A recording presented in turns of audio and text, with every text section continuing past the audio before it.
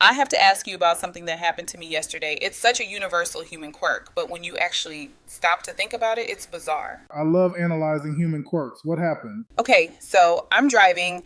I'm in a part of town I don't really know. Traffic is getting heavy, and I'm trying to follow the GPS on my phone. And suddenly, without even making a conscious decision, I reached over and turned the radio all the way down. Let me guess. You did it so you could see better? Exactly. It makes zero sense physically. The music wasn't touching the steering wheel, it wasn't blocking the windshield. But the second the car got quiet, I felt like I could actually focus on where I was going. It's funny, isn't it? We've all done that. You're looking for a house number or a street sign, and suddenly the volume knob is the most important thing in the car.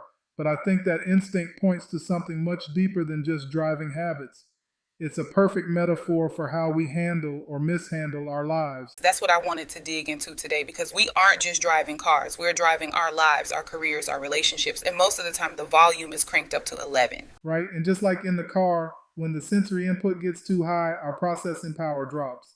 We think we're multitasking, but really we're just drowning out the direction we actually need. Spiritually, emotionally, mentally, we are constantly behind the wheel, but the radio is blasting so loud we can't hear the instructions. So let's define the radio here. In the car, it's music or a podcast.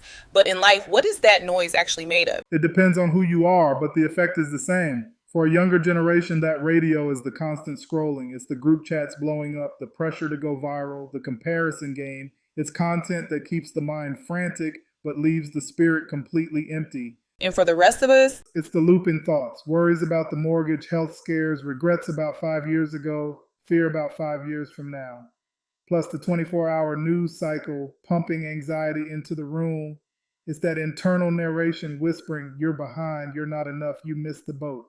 that's the dangerous part. It's not just background noise, it's active disinformation. It drains your energy. And if we go back to the driving analogy, if the music is screaming at you, you miss the turn. Precisely. You missed the turn because you can't hear the guide. There's a profound idea in scripture about this, the story of Elijah. He was looking for God, expecting this massive, loud revelation. He looked in the wind, the earthquake, the fire, but God wasn't in the noise. God was in a still, small voice, a whisper. That's fascinating because a whisper requires proximity and silence to be heard. You can hear a shout over a crowd, but you have to lean in to hear a whisper. And you have to hush the room. Think about Martha and Mary. Martha is running around stressed, max volume on serving and worrying. Mary just turns the radio down and sits.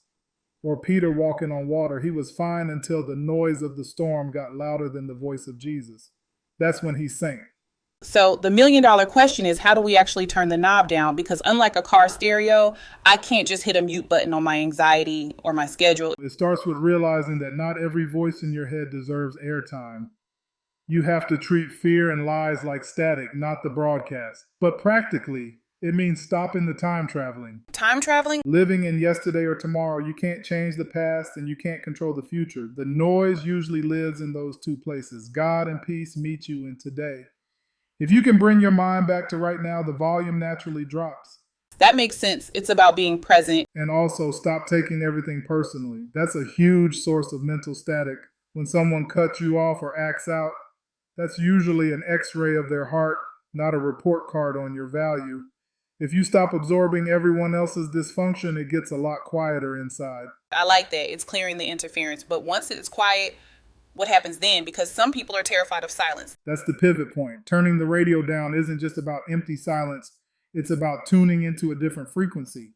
This is where the GPS analogy gets really cool. I had a feeling you were going to bring the GPS back. I have to, because when you're lost, turning down the radio doesn't move the car. The car is still sitting there, but the silence allows you to hear the directions. Spiritually, when you cut the noise, you can finally hear your internal GPS.